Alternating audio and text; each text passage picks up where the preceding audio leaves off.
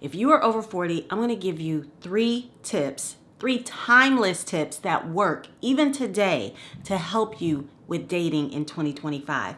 I'm Joanna M. Cameron. I'm a licensed mental health therapist. I'm a life coach. I'm an author. I'm a mom. I'm a wife, 2-time wife, and I'm a flight attendant. I do all the things. But I can help you with this whole dating thing that you're struggling with, because I was over 40 when I got back out there and I started dating again. So if that's you, watch this video.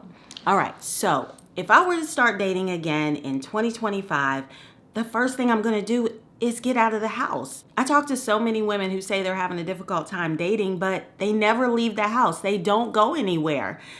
To the store, to their job, back home. To the store, to their job, back home.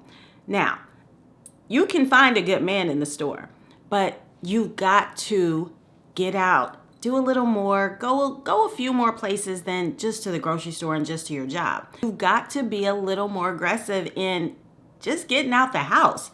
Now, if that's difficult for you, then we've got other problems we might have to work on. But if you're capable and able to get out of the house to go meet somebody, then do that. You can still meet people the old-fashioned way. What I'm suggesting to you is going to help you build your confidence so that you can, and give you the tips and tools to help you understand that it's not as hard as you think it is. So that's number 1. I want you to get out of the house. Put on some clothes. You don't have to get all dolled up. You can just throw on a nice sweatsuit or some nice lounge comfy wear and go grab a bite to eat. Actually walk in the store. Don't just go through the drive-thru. Walk into the restaurant. Go in, order your food. If there's a guy there, he may be getting to go takeout as well. What are you eating tonight? This is what I got. I heard it's pretty good. When you go inside of a place, instead of just going through the drive-thru, it gives you the opportunity to be in front of people that you just may have never been exposed to previously. So you've got to put yourself in more places. They don't have to be big places. You don't have to schedule a whole night out on the town. It could just be your everyday things that you do besides just going to the store and going to work. Your idea is to just get outside and meet new people. That creates new opportunities for you. So starting a conversation can be something as simple as, what you got good in the bag? Or what'd you order? I usually get the same thing. I'm just trying to see what other people like so that maybe I can try something new the next time. Just something simple like that. So that's tip number 1. Get outside, meet new people, just be around new people to even open up new opportunities. And tip number 2, what I would do if I were dating in 2025 is I would be more open. I would be less focused. And by being less focused, what I mean is when I do go out, if I'm hanging out with a girlfriend or something, or even if I'm going to the grocery store, I'm going to open myself up. I'm going to be more engaging. I'm going to make eye contact. I'm not going to just be so focused on what's on the shelves, what I came to get, and that's it. Because so many women are so laser focused on what their intention was when they walk in the store or if they go to a restaurant. You know, just like I gave the example of opening up a conversation by going into the store and just engaging with people who are picking up their takeout as well. You want to do the same thing if maybe you're in the store. You just want to be more open. You want to be more inviting. It's intimidating a lot of times for a guy to just walk up to a woman who seems closed off. And it's the same with you. So if you're willing to make some eye contact and look at people in their eye and say, hey, can you help me get that off the top shelf? You may not even need the product, but they don't know that. It's just a way to spark conversation. But don't be so laser focused that you're not paying attention to your surroundings. Don't be so focused on the fact that you're just running in the store to grab coffee beans when there's at least 5 to 8 potential men in the grocery store who are just doing the same thing. Now, one of the things that I know that you're probably concerned about, like I said, talking to a guy and he's not wearing his wedding ring if he's married. That gets me to my tip number 3. And this is what I would do if I were dating in 2025. I'm going to ask those questions early. I'm going to ask the serious questions early on. I'm not waiting until we're dating. I'm not waiting until the 3rd date. I'm asking right away. So after I've become more open and I've made the eye contact and I've started the casual conversations, what that does is it allows a man to feel more comfortable in letting you know that he may be interested in you as well. So if he's giving you any type of signal that he may be interested, or he may ask for your number, or he may just make some little flirty comment, you want to kind of keep it going.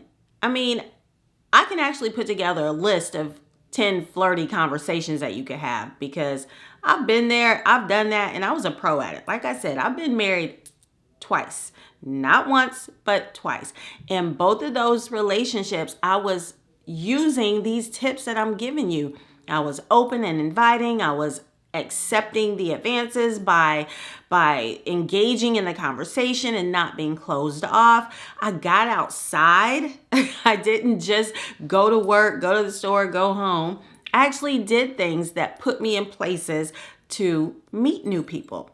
And so applying those things gave me more opportunities to meet people, and it gave other people more opportunities to meet me. And so after you're engaging, you're making eye contact, you want to do that Tyra Banks thing. The smize, you want to use your eyes to let them know that you're kind of interested in them. You don't have to be the aggressor. I'm not opposed to being the aggressor, because I've done that too. But I know some people are uncomfortable with doing that. So what you want to do is just kind of be flirty with your eyes. You want to let them know that you're interested. You don't even have to say anything. A guy knows when a woman's flirting just by the way she looks at him. And so you have to be able to make those advances with your eyes and communicate non-verbally that you're interested. So when this guy does approach you, when he does maybe ask you out or ask you for your number, or says something like, "What you cooking tonight? Maybe you can cook for me one day." Something back like, "Well, I don't know about me cooking for you, but maybe we can go have an appetizer or something somewhere just to get to know each other first before I cook you my famous lasagna," or whatever. So that's just a little tip. Like I said, I can put together a whole list of things that you could say. But maybe I'll do that.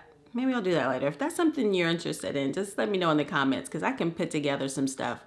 And the third thing that I want you to do 2025 is I'm going to ask the tough questions early. That's what I'd say. Yeah, I think I'm kind of going backwards, but I might have skipped over it, might have started talking about something else, but just hang in there with me. And by the way, if you're not subscribed to my channel, go ahead and subscribe. Subscribe. If you're getting anything from this video or anything that I've put out there before, any of my other videos, go ahead and subscribe to my channel so you can keep getting all the tips and tools that are going to help you manifest your own dream life, a life that you want for yourself, not that somebody else has designed for you, but one for yourself. And then share the video with somebody else who can use it. All right, so back to that third thing. Ask the tough questions early. Get those things out the way. If you want to know if this man is married or if he's seeing someone, ask him. Ask him right then and there. The minute he makes an advance at you, the minute he flirts with you, the minute he gives you any indication that he's interested in having continued contact with you, ask those questions. Are you married? Do you have kids? Do you have a girlfriend? Are you in a situationship? Are you seeing anybody? Ask the questions early.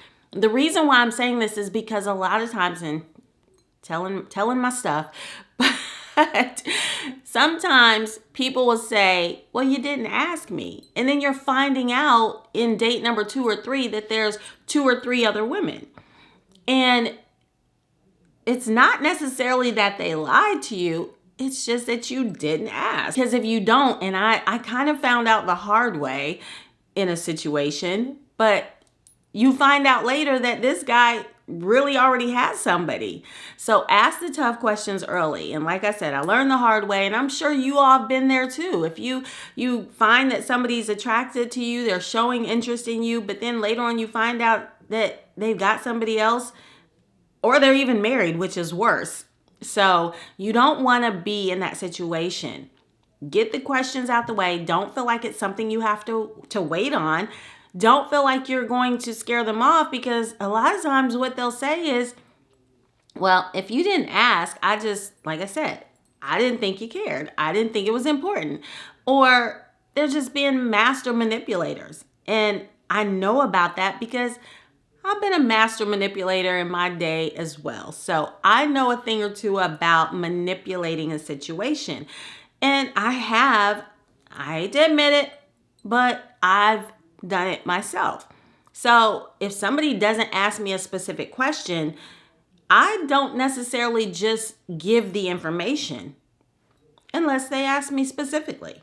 So I've gotten better. I'm not hiding any major information. I'm not talking to a guy and then I'm married on the side, or married and talking to a guy on the side. Not doing that. But in other situations, definitely I've done it. So I just want you to know that you got to be mindful that if you're not asking specific questions, a guy can use that against you. And a female. I mean, I'm specifically saying guy just because I'm referencing my own life. Anyone can do this. Anyone can be this way. So just be mindful of that. You want to get it out the way early.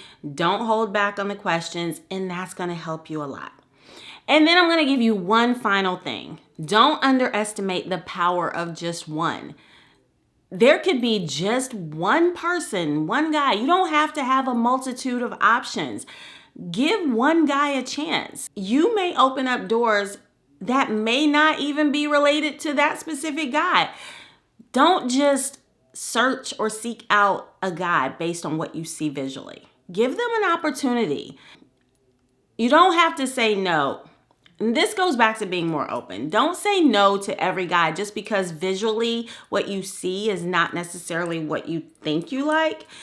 Because it could be like a job opportunity, or it could be, I have a friend, or things didn't work out between us, but I know somebody else that you'd be great for. And I know you're not necessarily out there looking for a job opportunity or meeting somebody else's friend, but you just never know. You never know. I've been in all these situations where things didn't necessarily work out with the power of the one that I gave the opportunity. Be willing to entertain the opportunity of the one. Leave me some comments. Let me know what your dating has been like going into 2025. Being a woman over 40, like I said, when I was out there dating in my 40s, these are all things that I did. I'm not sharing anything with you that I haven't experienced myself that I know work. To create a list that gives you the tips to help you in this dating life, things that I know work, then let me know in the comments as well. All right. Have a good day. Thank you so much for tuning in. And I will see you again next time. Happy dating. Bye for now.